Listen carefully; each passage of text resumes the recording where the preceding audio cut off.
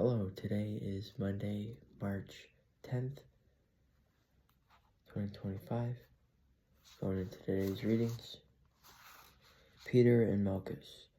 How do we know if it was Peter who cut off the right ear of the high priest's servant?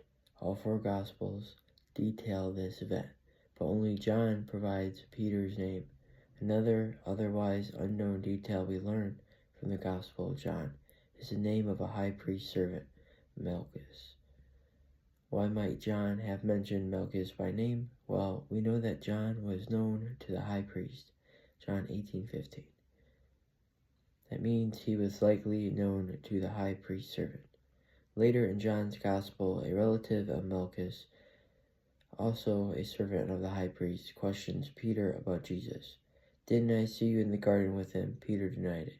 In Luke's Gospel, we learn that after Peter cut off Malchus' ear, Jesus healed it. It was his last healing miracle before his crucifixion. Did this miracle open Malchus' heart and ear to hear the Lord's voice? We don't know. He is not mentioned again in the scripture. Throughout Lent, people across the United States will participate in the CRS Right Bowl. John 18:10. Then Simon Peter, who had a sword, drew it, struck the high priest's slave, and cut off his right ear. The slave's name was Malchus. Peter's actions here fits his profile in the Gospels. He comes across as impulsive.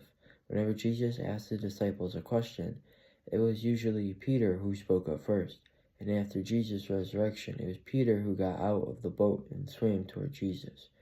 My profile as a Christian is more than simply a matter of intellectually accepting certain doctrines.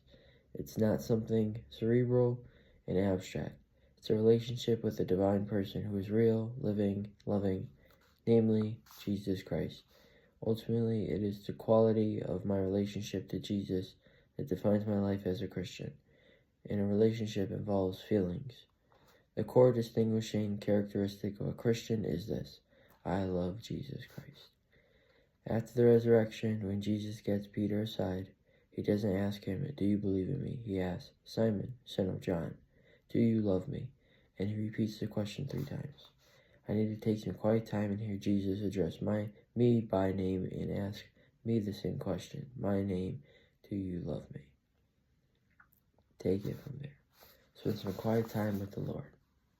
I appreciate you being here, and I will catch you tomorrow.